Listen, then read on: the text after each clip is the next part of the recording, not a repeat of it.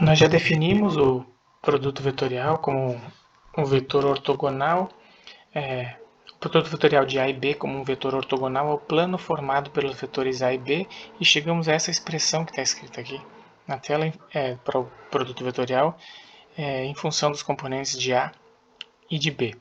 O objetivo desse vídeo é a gente desenvolver uma intuição sobre a direção e sentido desse vetor produto vetorial. Para isso, o que é usado é a regra da mão direita. Vou colocar uma mão direita ali, que diz que essa regra, para usar essa regra, a gente coloca o dedo indicador, ou os 4 dedos menos o polegar ali, na direção e sentido do vetor A, e fecha os dedos para a direção e sentido do vetor B. O polegar, nesse caso apontando para cima, tem a mesma direção e sentido do produto vetorial A com B.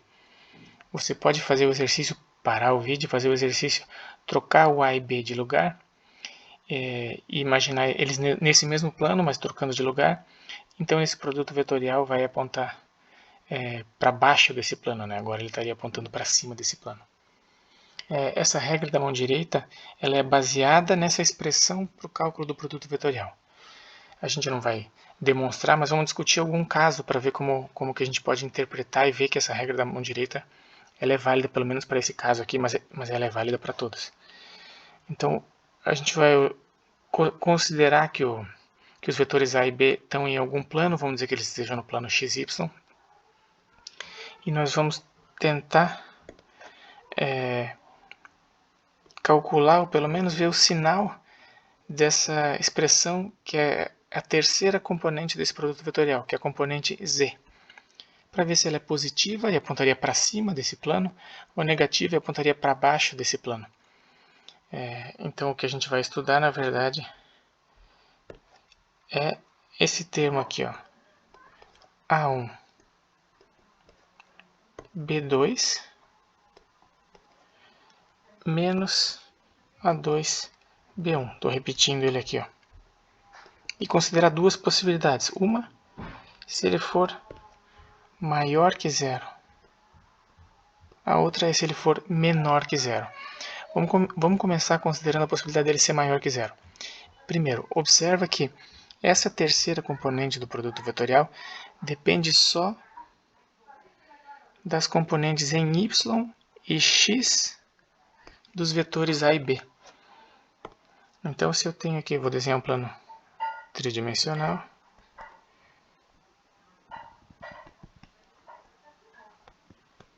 X, Y e Z.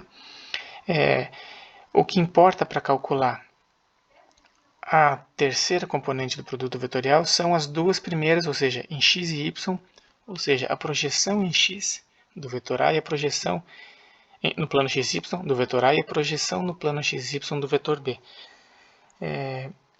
Para que essa componente, essa terceira aqui, do produto vetorial seja maior que 0, a gente assume que essa razão aqui, ó, A1B2, deva ser maior que A2B1.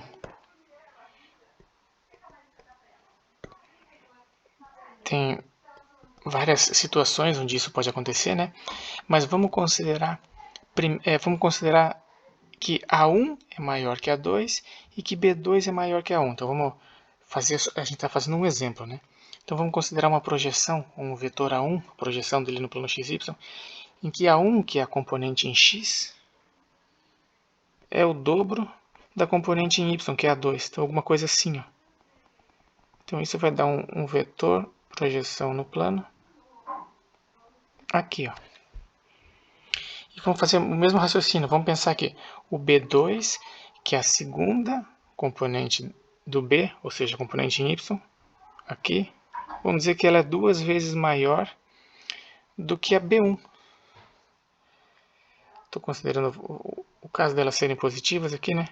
Mas não precisaria ser. Isso é só um caso.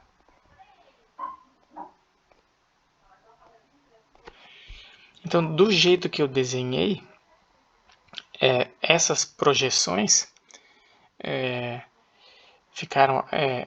essas projeções aqui correspondem ao caso a um dos casos, né, em que o A1B2 é maior que o A2B1 e, portanto, essa terceira componente é maior que zero. Então, se eu fosse desenhar só essa parte aqui, ó, ela apontaria para cima.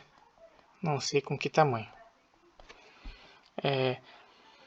Claro que isso é só uma projeção, né? Eu estou desconsiderando o A3 e o B3, mas isso funciona, esse é um caso que funciona.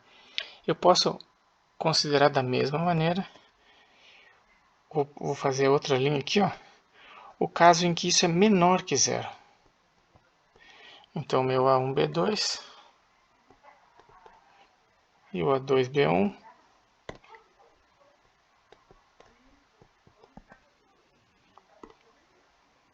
é menor que zero, ou seja, o meu A1,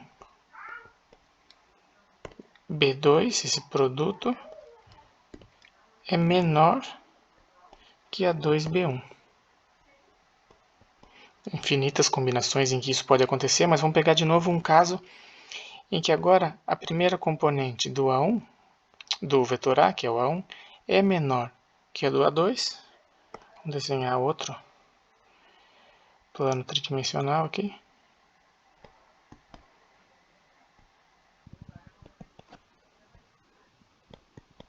X, Y, Z. Então vou considerar, por exemplo, o A1, que é a componente em X, sendo metade do A2. E aqui no plano. Basicamente, estou trocando as projeções do vetor A e do vetor B, um pelo outro. E considerar de novo o B2, que é a componente em Y, agora é menor, ou pode ser a metade, ou qualquer valor menor que essa aqui, que é a B1, que é a componente em X do vetor B. Tá aqui, ó. Se isso aqui acontece, essa terceira componente que é em K é menor que zero, então ela apontaria para baixo. Opa, vou não fazer de azul, fazer de amarelo. Lá para baixo. Então isso não demonstra a regra da mão direita, mas isso dá uma intuição sobre a regra da mão direita. E aí você pode testar a regra da mão direita nesses dois exemplos que eu dei aqui que vai dar certo. Esses dois exemplos poderiam ser exatamente assim se eu desconsiderasse essas componentes aqui, ou se eu fizesse o caso delas serem zero. Se elas não forem zero, o que vai acontecer é que vai mudar esse plano XY para algum outro plano nesse eixo tridimensional, mas o raciocínio, embora seja mais complicado, vai ser análogo, vai ser o mesmo raciocínio, certo?